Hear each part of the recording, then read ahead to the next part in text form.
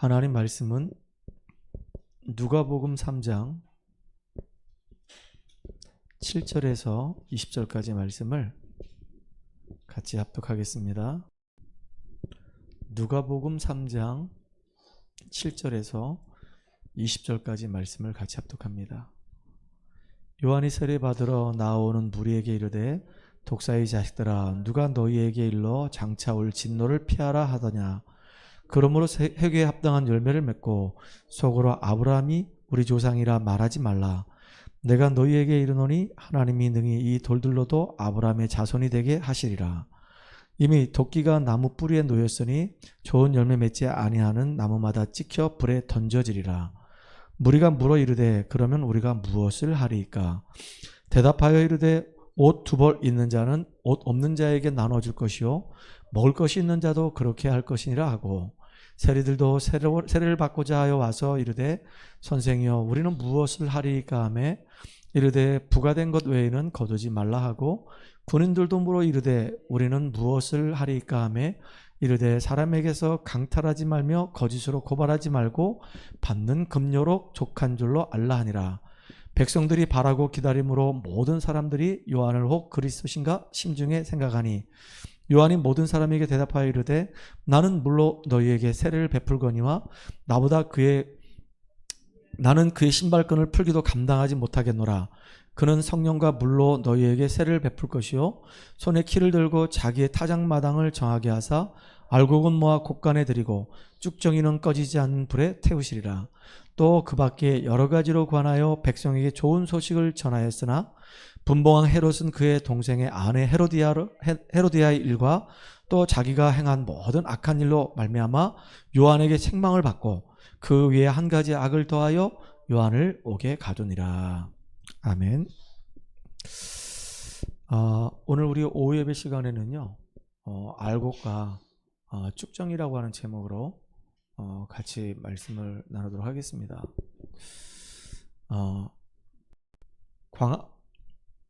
이스라엘 백성들이 광야를 가는데 두 종류의 사람이 나오죠. 불신앙하는 사람들이 있었고 언약 안에서 믿음을 고백하는 사람이 있었습니다. 불신앙한 사람들은 결국은 자기의 불신앙에 응답을 받았고, 언약 안에서 믿음을 고백했던 사람들은 그 믿음의 고백대로 응답을 받았습니다. 불신앙하는 사람들은 전부 다 광야에서 다 그냥 모래 무덤에 묻혀서 죽었고, 믿음을 고백했던 사람들은 약속의 땅 가나안 땅을 정복하는 응답을 누렸어요. 교회에도 보면 두 종류의 사람이 있습니다. 알곡이 있고 쭉정이가 있어요. 무리가 있고 제자가 있습니다.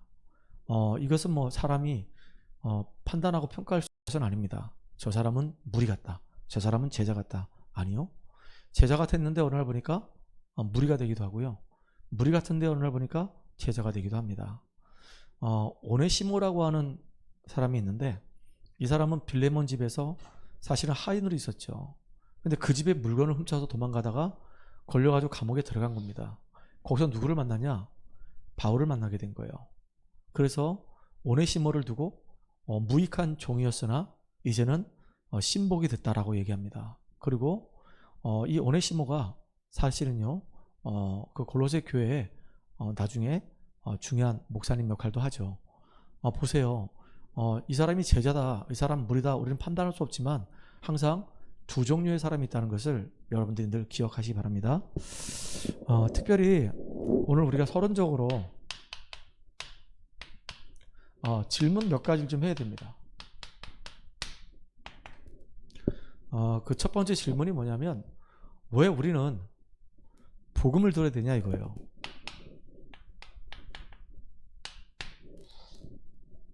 뭐 세상에 좋은 얘기가 엄청나게 많은데, 뭐 철학적인 이야기도 있고, 우리의 감정을 자극하는 굉장히 도움되는, 힐링이 되는 그런 말들도 참 많습니다. 뭐 그 유명한 그 카운셀러도 있잖아요.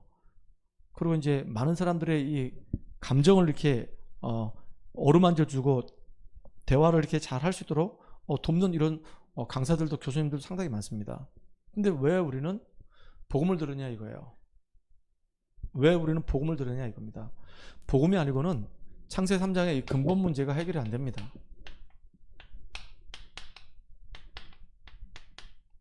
복음이란 말은 기쁜 소식이잖아요. 뭐가 기쁜 소식일까요?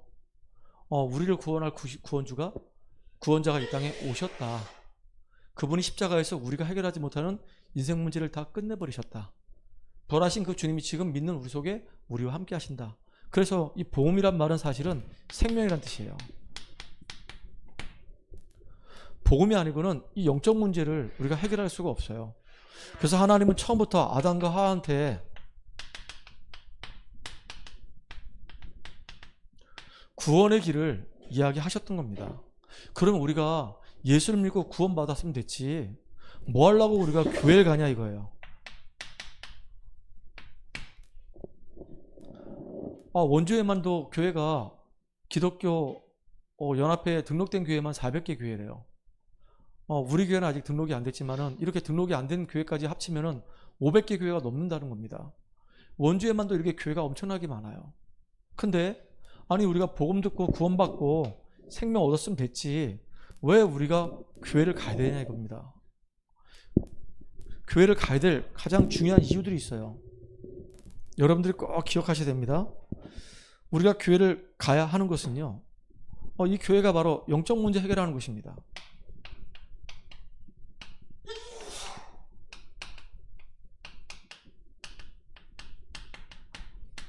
이게 되게 중요하잖아요. 여러분이 가지고 있는, 개인이 가지고 있거나 아니면 가정에 여러 가지 영적인 문제가 있거든요. 이 영적인 문제를 내가 발판 삼는 게 되게 중요한 거예요.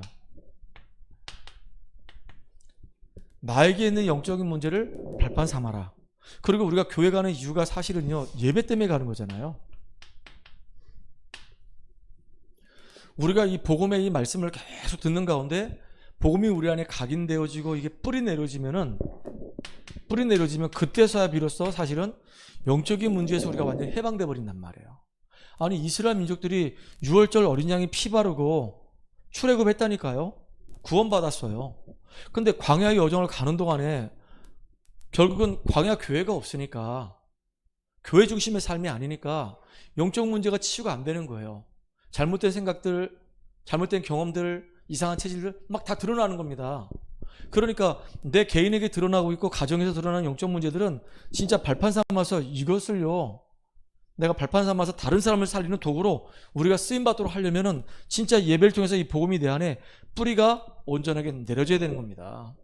그래서 하나님은 왜 우리가 이 땅을 살아가는 동안에 진짜 살기도 바쁜데, 돈 벌기도 바쁘고 공부하기도 바쁜데 무슨 또 삶의 현장에서 신앙생활을 하라고 하냐. 그냥 불신자하고 똑같은 모습으로 살면 되지. 세상 사람들이 하는 거 똑같이 따라하고, 술 먹으면 술 먹고, 담배 피면 담배 피고, 노래방 가면 노래방 가고, 세상 사람들하고 똑같이 가면 되는데 왜 나는 세상 사람들하고 구별돼가지고 구별된 신앙생활을 하게 만드냐. 그 이유는요, 우리가 사실은 다른 게 아니라 전도 때문에 그래요. 하나님은 우리를 살리는 자의 역할을 감당하라고 우리를 부르신 겁니다. 신앙생활하는 이유가 뭐냐면 살리는 자의 역할을 감당하라고. 그러니까 요셉 같은 경우도 보세요.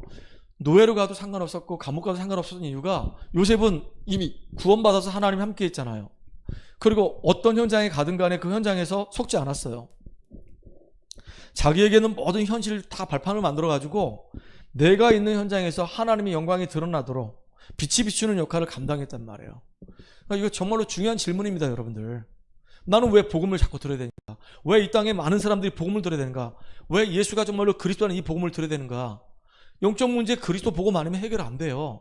그러면 교회는 도대체 뭐하러 가라고 하냐? 이 복음이 내 안에 뿌리 내려야지만 내 생각도 내 마음도 내 삶도 치유되게 돼 있어요. 치유 안 된다니까요. 그리고 우리가 왜 삶의 현장에서 계속 우리가, 신앙이란 말은 믿음이란 뜻이잖아요. 믿음의 삶을 살아가야 되냐 이거예요. 생활은 삶을 말하는 겁니다. 믿음의 삶을 왜 우리가 살아가야 되냐 이겁니다.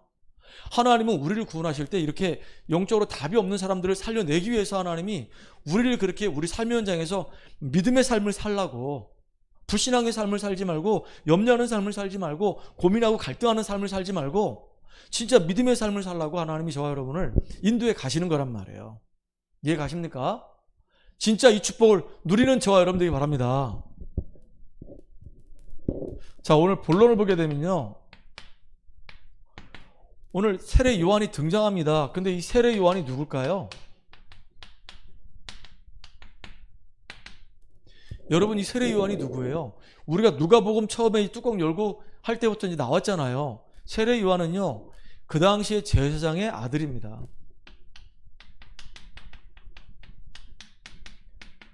아버지가 누구냐면 사가랴예요. 어머니가 엘리사벳이에요. 똑같이 제사장 집안이에요. 그런데다가 이 세례 요한은 태중에 있을 때부터 성령 충만 받았다 그랬어요. 예수님이 이 세례 요한을 두고 뭐라고 얘기했냐면 여자가 낳은 자 중에서 가장 큰 자라고 얘기했거든요.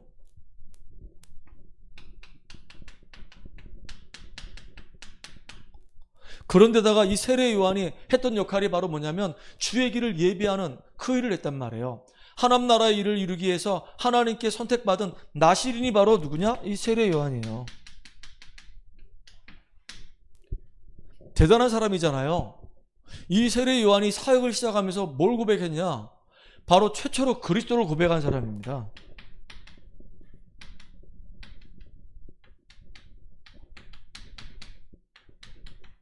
뭐라 고백했죠? 저 세상 죄를 지고 가는 어린 양을 보라라고 얘기했어요. 나는 물로 세례를 베풀거니와 내 뒤에 오시는 이는 성령으로 세례를 베푸나니 나는 그의 신들매를 풀기도 감당할 수 없다 그랬어요. 신발끈을 매거나 끌거나 할 수 있는 그 자격도 안 된다 그랬어요. 이렇게 세례 요한은 자기가 정말로 얼마나 대단한 사람이지, 프로필만 봐도 대단하잖아요. 제사장의 아들이죠. 복중에 있을 때부터 성령 충만 받았죠. 거기다가 예수님도 이 세례 요한을 두고 여자가 낳은 자 중에 가장 큰 자라고 얘기하죠. 주의 길을 예비하는 자로서 나시린의 축복을 누리고 있죠. 다시 말하면 전도자죠. 거기다가 자기는 패하여야 하고 예수는 흥하여야 된다고 그랬어요. 그러니까 예수님이 너무 잘하는 거예요. 구약에 그렇게 예언했던 그 메시아 이사야가 고백했던 것처럼 예수님이 이 땅에 오시기 전에 먼저 광야에 외치는 자의 소리가 있어서 주의 길을 예비하라 라고 외친다고 그랬거든요. 그러니까 나는 광야에 외치는 자의 소리일 뿐이구나, 내 뒤에 오시는 이는 정말로 우리 인생의 문제 구원하실 메시아구나, 이걸 너무나도 정확하게 아는 사람이었단 말이에요. 대단한 사람이죠. 근데 이 세례 요한이 이제 오늘 누가복음 3장에 보면 등장을 하면서 겁나게 욕을 합니다. 성경에 보니까 욕을 이렇게 막 살벌하게 하는 사람이 없어요. 근데 세례 요한은 겁나게 욕을 해요. 우리가 만나가지고 이렇게 사람을 보고 이 소의 자식아, 그거 기분 나쁘잖아요. 또 개의 자식아, 그 기분 나쁘잖아요. 근데 세례 요한이 막바로 뭐라고 했냐? 유대인들을 향해 가지고 바리새인들을 향해서 이 독사의 자식들아 그랬어요.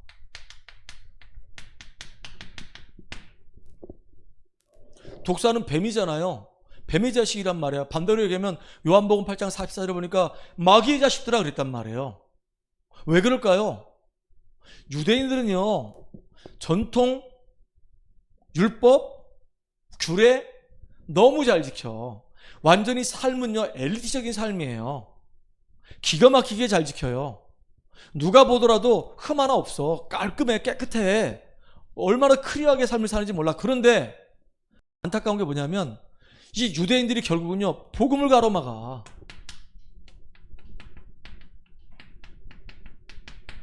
그래서 세례 요한이 유대인들을 보고 이 독사 이 자식들아 라고 얘기했어요. 예수님도 유대인들을 보고 이 회칠한 무덤아 라고 얘기했어요.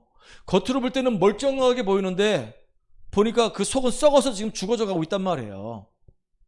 유대인들을 두고 하는 말이에요. 여러분들이 이걸 잘 점검해 봐야 된단 말이에요.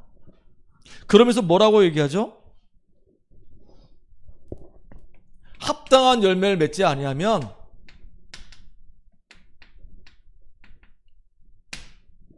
불에 그냥 다 태워버린다는 거예요. 오늘 8절에 보니까 그러므로 회개에 합당한 열매를 맺고 속으로 아브라함이 우리의 조상이라고 말하지 말라. 누구한테 하는 말이죠? 유대인들한테 하는 말이에요. 너희들 구원받았다고 하나님 자녀라고 선민이라고 얘기하지 마라. 내가 너에게 이르노니 하나님이 능히 이 돌들로도 아브라함의 자손이 되게 할 수도 있다. 이미 도끼가 나무 뿌리에 놓여 있으니까 좋은 열매를 맺지 않은 나무마다 찍혀서 불에 던져지라. 불에 던져진다는 거예요. 이게 얼마나 끔찍하고 무서운 얘기입니까? 도끼가 지금 나무 지금 둥치 밑에 있다는 거예요. 합당한 열매를 맺지 않으면 결국은 도끼를 갖고 나무를 쳐가지고 나무를 뿌리채 뽑아버려서 완전히 말려가지고 태워버린다는 겁니다. 그러니까 너무 놀래가지고 거기 모였던 무리들이, 심지어 세리들이, 군인들이 물어보는 거예요. 우리가 그럼 어찌해야 할 거라고 얘기했어요. 그러니까 예수님이 뭐라고 얘기하죠? 네가 옷 2벌 갖고 있느냐? 그러면 한 벌을 없는 사람한테 줘라. 네가 지금 밥을 배불러기 먹느냐? 그러면 배 골고 있는 사람한테 가서 나눠주라 라고 얘기한단 말이에요. 왜냐하면 이 무리들은 영적인 데는 전혀 관심이 없어. 살리는 것은 영이요 육은 무익하다고 그랬거든요. 그러니까 예수님이 오병이어 기적 일으키니까 막, 야, 예수님을 이제 우리 임금으로 삼자. 예수님과 함께하면 우리는 굶어 죽지는 않겠다. 예수님 우르르 쫓아가는 겁니다. 예수님이 누군지도 모르고. 그러니까 예수님이 얘기하잖아요. 너희 선조들이 광야에서 만나와 메추라기를 먹지 않았느냐? 그게 너희들을 살렸느냐? 만나와 메추라기는 그냥 생존을 위해서 필요한 것이지 그게 인생에 중요한 거냐? 아니, 얘들은 관심이 어디냐? 의식주밖에 없어. 어떻게 하면 성공할까? 어떻게 하면 돈 벌까? 이거밖에 생각이 없어. 그러니까 돈이 지금 중요한 게 아니라 영적인 데 정말로 관심 가져라.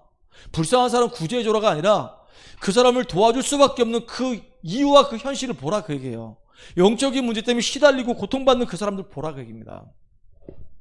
여기 세리는 여러분 알잖아요. 로마에 빌붙어가지고 세금을 징수해가지고 그 일부를 지가 챙겨 먹고 나머지는 세금을 내는 게 세리란 말이에요. 그러니까 다 싫어해, 세리를. 다 세리를 싫어하는데 예수님 뭐라고 얘기합니까? 그 세리들을 향해서. 오늘 얘기하잖아요. 12절에 보니까 세리들도 세례를 받고자 하여 와서 이르되 선생님이여 우리는 무엇을 하리까 하니 이르되 부과된 것 외에는 거두지 말라. 그러니까 착복하지 말라 이겁니다. 그 억울한 백성들 등쳐먹지 말라 이거예요. 자기들이 가지고 있는 그 권세를 가지고 악용하지 말라 그 얘기입니다. 그리고 또 군인들이 뭐라고 얘기하냐면 군인들도 물어 이르되 우리는 무엇을 하리까 하며 이르되 사람에게서 강탈하지 말고. 군인이니까 무기들 들고 있고 힘이 있잖아요. 그러니까 힘없는 사람 가서 물건 뺏어가지고 오고, 심지어는 뭐라고 얘기하냐? 거짓으로 고발하지 말고. 왜냐하면 뭔가 거짓으로 고발할 때는 뒷거래가 있거든요. 내가 저 사람을 이렇게 거짓말로 고발해서 이렇게 신문하게 되면은 감옥에 보내고 거기서 뭐 나오는 이득금을 이렇게 챙기자. 이런 게 있단 말이에요. 그러면서 뭐라고 얘기하죠? 받는 급료를 족한 줄로 알라 하니라. 그러니까 군인들은 그 당시에요. 생활하기에 부족함 없도록 이렇게 급료를 받았단 말이에요. 그러니까 무슨 말이에요? 쓸데없는 물욕 버리라 그 얘기입니다. 욕심 부리지 말라 그 얘기예요. 그러면서 마지막에 누구한테 얘기하냐면 이 헤롯 왕한테 이 세례 요한이 가서 얘기합니다. 뭘 가지고 얘기하냐? 책망을 하는데요. 네가 진짜 왕이냐? 그러면 어떻게 네가 네 동생 부인을, 동생이 죽었다고 그래가지고 그 동생 부인을 헤로디아를 네가 네 아내로 삼아가지고 같이 네가 살 수가 있냐? 그러는 거예요. 그러다가 결국은 그 얘기했다가 나중에 이 세례 요한은 감옥에서 죽죠. 그것도 목배임을 당해서 죽어요. 이게 세례 요한이에요. 이렇게 광야에 외친 자의 소리 역할하다가 죽었어. 이 세례 요한이 등장부터가 참 이 비범해요. 이 독사의 새끼들아 라고 욕을 하면서 시작해가지고요, 합당한 열매를 맺지 않으면은 불에 던져서 다 태워버릴 것이다. 오, 무서운 말이에요. 여러분들에게 해당하는 말이고 나에게 해당하는 말이에요. 회개에 합당한 열매를 맺으라 그 얘기입니다. 이 열매를 맺지 않는 가지마다 태워버리겠다 이거예요. 그러니까 우리가 어찌해야 할거, 그럴 때 이런 거 버리라 이겁니다. 진짜 영적인 데 관심 갖고 우리가 은혜 누리자 이겁니다. 그래서 오늘 오전에 얘기했잖아요. 이 험난한 이 세상에서 우리가 어떻게 승리할 것이냐. 먼저 하나님 앞에 내가 해절기의 축복소로 깊이 들어가서 나만의 영적인 힘을 얻을 수 있는 나의 기도의 비밀을 찾아내라고. 그리고 우리가 삶의 전문성을 가지고 그 기능의 전문성을 통해서 하나님의 임재를 나타내라고. 하나님 내게 주신 경제를 가지고 이제 교회를 살리고 우리 후대를 살리고 미래를 살리는 주역으로 여러분 때문에 전도가 선교가 되어지는 응답 누리라고. 그거 붙잡고 그 은혜 속에 들어가면 되는 거예요. 말씀하고 전혀 상관없는 인생 살지 말고 말씀과 상관 있는 인생을 살라 그 얘기입니다. 아멘입니까? 그러면서 얘기하잖아요. 알곡은 모아서 어떻게 한다고요? 곳간에 쭉정이는 꺼지지 않는 불에 태우리라 그랬어요. 이게 누구 말입니까?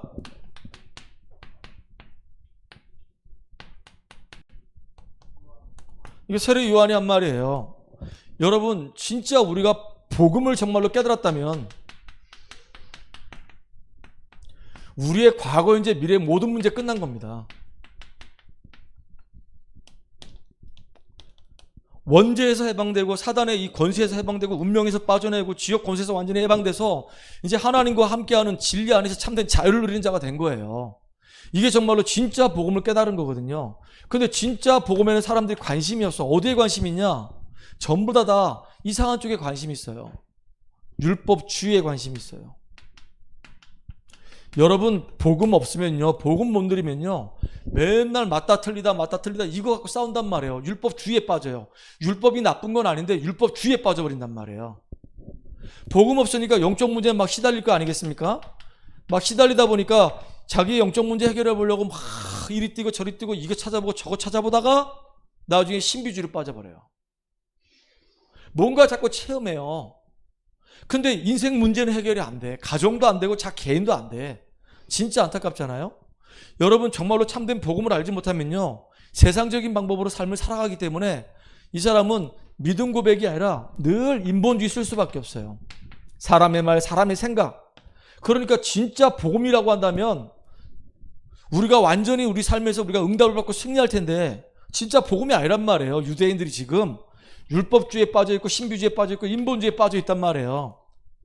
그러니까 이걸 보고 우리는 쭉정이라고 얘기하는 거고 이걸 보고 우리는 알곡이라고 얘기하는 겁니다. 진짜 복음 속에 있다고 한다면. 자, 그렇다고 한다면 이스라엘 백성들은 구원받았는데 6월절에 피의 언약을 아는데 이제 광야길을 걸어가는데 너무나도 어려움이 있으니까 어려움 앞에 다 무너지는 겁니다.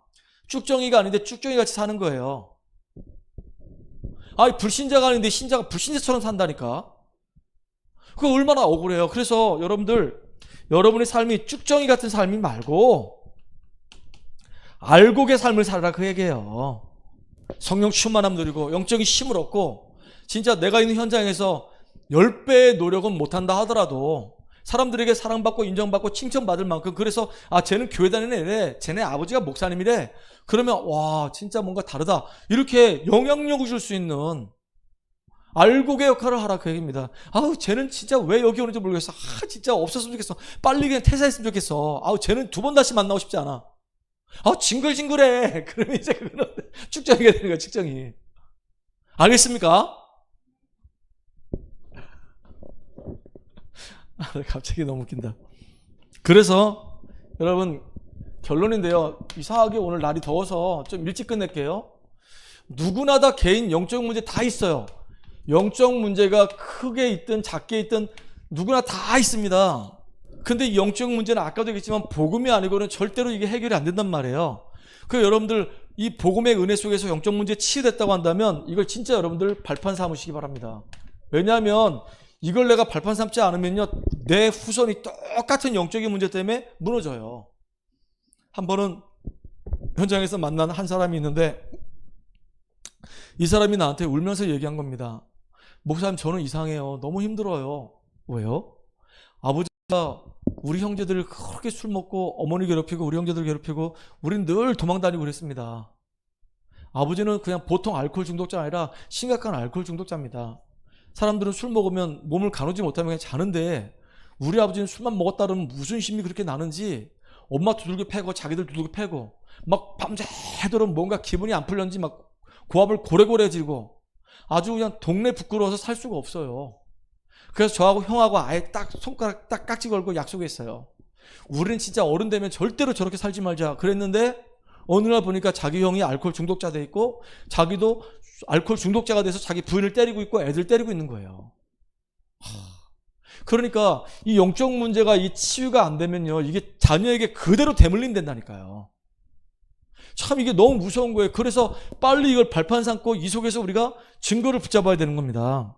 그래서 오늘 영적 문제 해결할 수 있는 길은 복음밖에 없어요. 다른 거 없어요. 그래서 예배를 통해서 말씀을 듣는 가운데 그것도 그냥 말씀해라, 복음의 말씀 들으면서 우리가 복음의 뿌리 내려야 되는 겁니다. 하나님은 저와 여러분이 이렇게 복음의 뿌리를 온전하게 내리기를 원하는 거예요. 그 영적 문제에서 완전히 해방되기를 원한 겁니다. 그래서 저와 여러분의 삶의 현장에서 진짜 복음적인 성공을 하고, 내 노력도 물론 필요하지만 하나님의 은혜 속에서 성공되어지는 복음적인 성공을 하고, 그래서 증인으로 서는 겁니다. 요셉은 뭘 막 애를 쓰고 막 몸부림치고 막 노력한 적 없어요. 그냥 하나님과 함께하는 비밀 누르고 주어진 일에 최선을 다했어. 근데 역사는 누가 했냐? 하나님이 다 역사하셨어. 성경에 분명히 기록되어 있잖아요. 창세기 39장 2절에 하나님이 요셉과 함께 하심으로 그가 형통한 자가 되어서 보디발의 집에 때까지 복을 받게 했단 말이에요. 누가 복을 줬을까요? 하나님이 주셨어. 누구 때문에? 요셉 때문에. 감옥에 갔는데 요셉 때문에 감옥 전체가 살아나. 아니 바로왕 앞에 섰는데 요셉 때문에 바로왕뿐만 아니라 애굽 전체가 다 살아나. 진짜 이게 참된 성공이잖아요. 복음 안에서 참된 성공이잖아요. 여러분, 여러분이 정말로 하나님과 함께하는 비밀 누리고 하나님 은혜 속에서 말씀 따라갔는데 어느 날 보니까 여러분들이 응답의 자리에, 성공의 자리에 딱 서 있는 겁니다. 요셉이 그랬잖아요. 다윗도 그랬습니다. 그냥 양치기 목동으로 있었어. 주어진 일에 최선을 다했어. 곰이 오고 사자가 왔을 때 곰으로부터 사자로부터 양을 지켰어. 그러니까 돌 던지는 거야. 어느 날 아버지 심부름 갔다가 이 골리앗이 엄한 소리 해. 너무 화가 나서 왕한테 가서 내가 골리앗과 싸우겠다 그랬더니 왕도 그렇고 이 다윗 형들도 그렇고 너는 어릴 때부터 교만했다 그러는 거예요.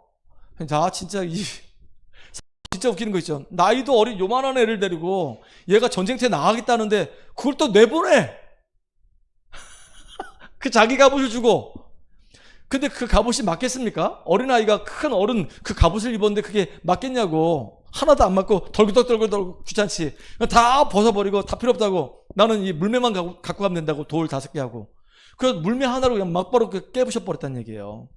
근데 그게요, 기회가 돼가지고 나중에 군대 이제 장군으로 쓰임받잖아요. 나중에는요, 그 골리앗 잡은 것 때문에 이제 사울왕의 사위가 되고, 왕이 자리에 올라가요. 근데 처음부터 하나님은 아예 사무엘을 통해서 다윗 머리에 딱 기름 부을 때 넌 앞으로 이스라엘 왕이 될 거라 딱 얘기했단 말이에요.